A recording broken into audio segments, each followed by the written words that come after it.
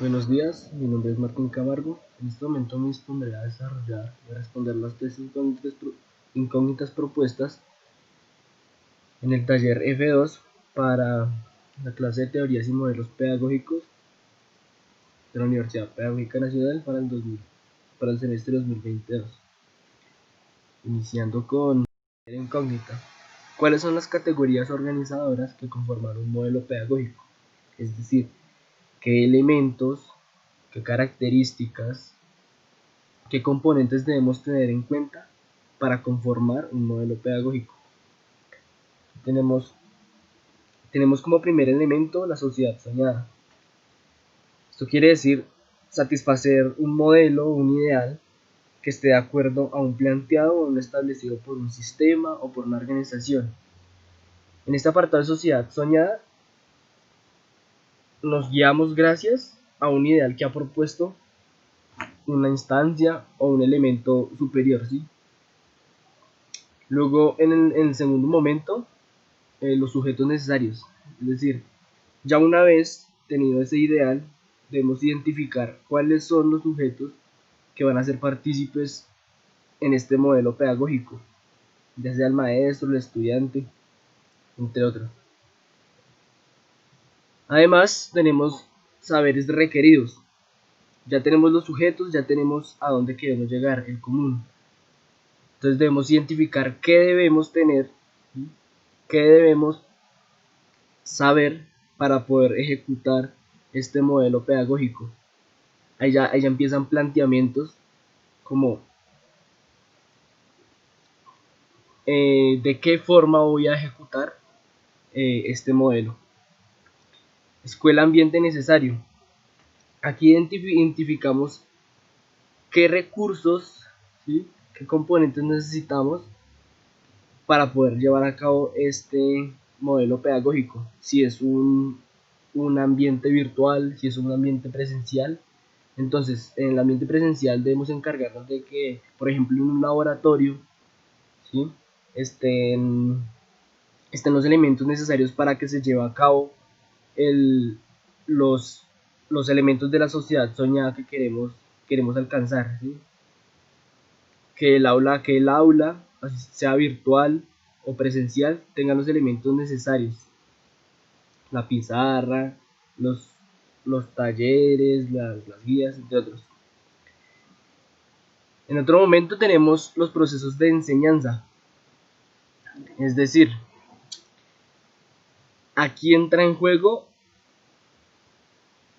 de qué forma voy a enseñar, voy a orientar este modelo pedagógico, ¿sí? Luego, en el proceso de aprendizaje, en esta parte de procesos de enseñanza y procesos de aprendizaje, ya debo estar ejecutando este modelo pedagógico para poder dar cuenta si en verdad lo propuesto para la sociedad soñada se está cumpliendo. Evaluación de las acciones y el impacto obtenido.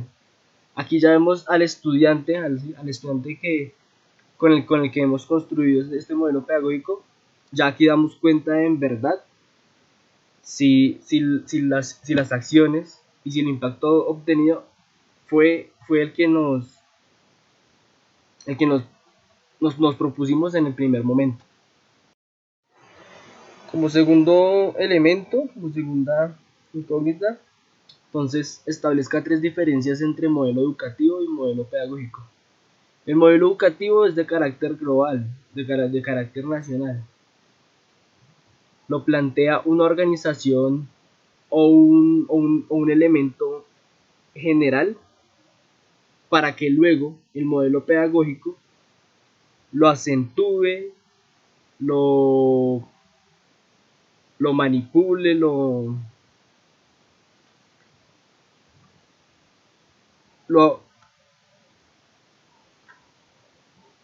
moldee, y de acuerdo a esto lo convierta de carácter institucional, grupal, federal.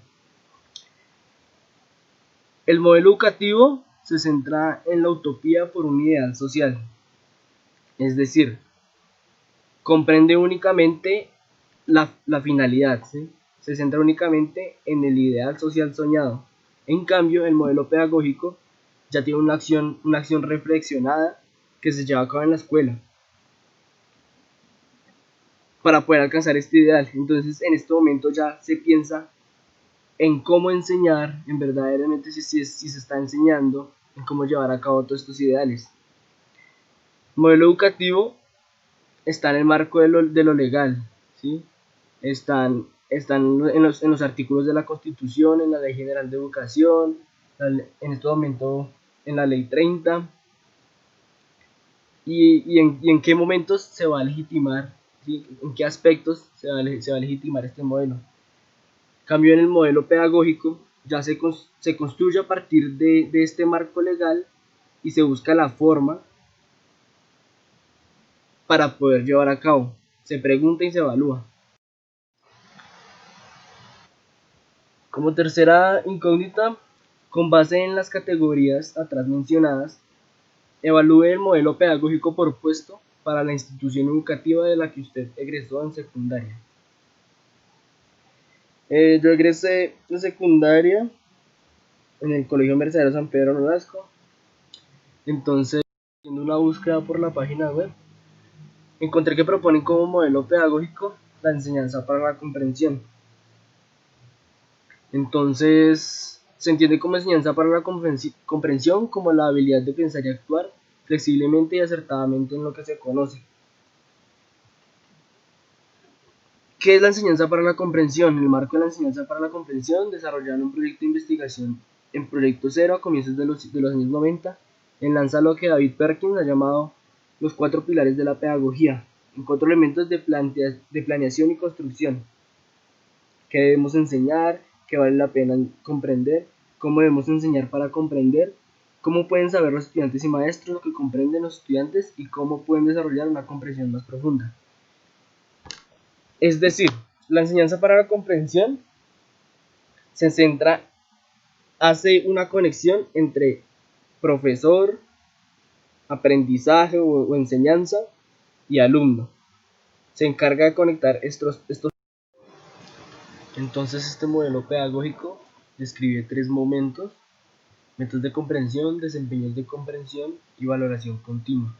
Los métodos de comprensión son los conceptos, los procesos y las habilidades a las que se quiere que el estudiante comprenda, y en cuanto debe establecer hacia dónde se van a encaminar estos procesos y estos conceptos. En los desempeños de comprensión, entonces se le proporciona a los estudiantes las actividades y se les exige, se les propone llegar más allá de la información dada por el profesor. Entonces, se coge el conocimiento que ya tienen los estudiantes, lo reconfiguran, lo reconstruyen, lo replantean, y, y a medida de esta se va, se va extrapolando y se va construyendo un nuevo conocimiento. Pero entonces es el estudiante el que se encarga de esto, el maestro únicamente es como la guía. Y luego valoración continua. En cuanto a la valoración, se hace una evaluación tanto del docente como el estudiante. En el docente, en tanto verifica si el modelo pedagógico ha sido eficiente, ha sido eficaz para este ideal que se propuso. Y en cuanto al estudiante, entonces se evalúan esos conceptos, procesos y habilidades, y posteriormente toda esta evaluación se quiere llegar a que no sea únicamente en el ámbito escolar, sino que se extrapole la vida cotidiana. Ya viendo este modelo pedagógico de enseñanza para la comprensión, puedo identificar que en cuanto a querer algo más allá que únicamente el ámbito escolar, se quedaba corta la institución, porque realmente en el momento de evaluar únicamente era eso, un examen final de una unidad. No, no se llevaba al estudiante al ámbito cotidiano para que para que pudiera establecer una forma de pensar, para que pudiera establecer como un como el para qué estoy aprendiendo eso, ¿sí? Como cómo lo puedo poner en práctica en la vida cotidiana. Realmente fueron muy pocos los profesores, quizás el de filosofía, el de sociales, el de español, que sí extrapolaban todo esto y le daban una visión más crítica a sus clases, a sus sesiones, realmente. Entonces, mirando también este modelo pedagógico de enseñanza para la comprensión, se propone y se establece sobre el constructivismo. Entonces, constructivismo se compone del factor epistemológico, es decir, cómo se elabora el conocimiento, el factor psicológico, cómo el sujeto va a elaborar este conocimiento, y el pedagógico, qué procesos de enseñanza y aprendizaje voy a utilizar, ¿sí? De manera pedagógica voy a utilizar para elaborar este conocimiento. Entonces el constructivismo, de origen del siglo XX, es una corriente psicopedagógica. Entonces relaciona la educación, la psicología, la enseñanza y todo esto en pro a cómo voy a formar el aprendizaje en la escuela. Entonces quiere hacer una ruptura en el paradigma de cómo se enseña y cómo se aprende. Entonces aquí ya hay un proceso más dinámico y más participativo del sujeto.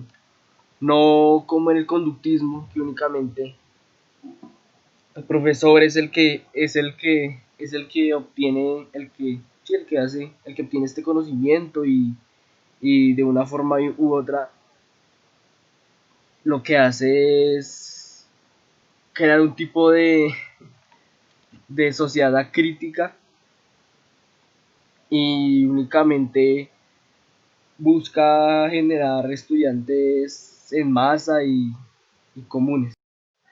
Entonces, los principales referentes están Jean Piaget. Entonces, los aportes que realiza este pensador. Entonces, que él empieza un nuevo concepto de aprendizaje como una reestructuración de las estructuras cognitivas. La evidencia de aprendizaje está en saber explicar el nuevo conocimiento adquirido. La motivación del alumno es inherente a este tipo de aprendizaje. Entonces, en cuanto a la motivación del alumno, quiere decir que el profesor no debe manipular, ¿sí? No debe manipular esta motivación, sino el mismo estudiante le deben hacer esta motivación hacia, hacia construir, hacia asimilar las cosas que están a su entorno. De, del aprendizaje significativo. Entonces, esto quiere decir que el estudiante relaciona los conocimientos previos y los reestructura con lo que está aprendiendo. Y así lo hace partícipe desde esta obtención de conocimiento. También el sujeto debe ser capaz de organizar y construir este conocimiento, esta verdad. Entonces hace una reestructuración de todo lo que sabe.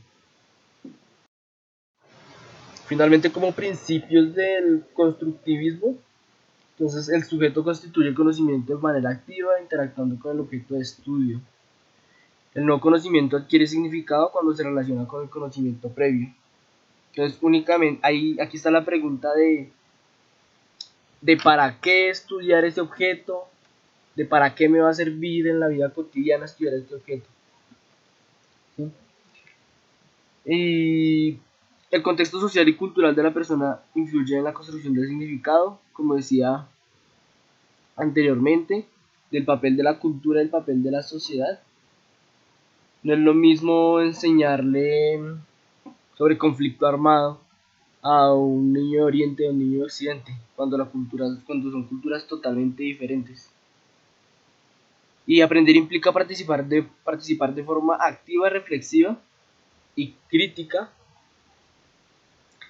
ya que, listo, obtengo el conocimiento, lo sé, pero si no tengo una mirada crítica, un panorama crítico hacia todo lo que sé, entonces, sí, ¿de qué me sirve haber aprendido todo?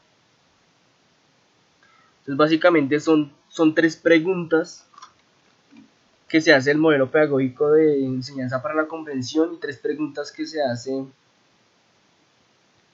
el modelo constructivista. Entonces, ¿qué es lo que realmente queremos que el estudiante comprenda? ¿Para qué queremos que comprenda este tema o el concepto?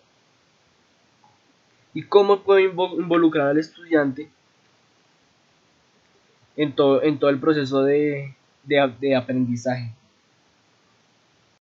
Finalmente, las referencias. Gracias.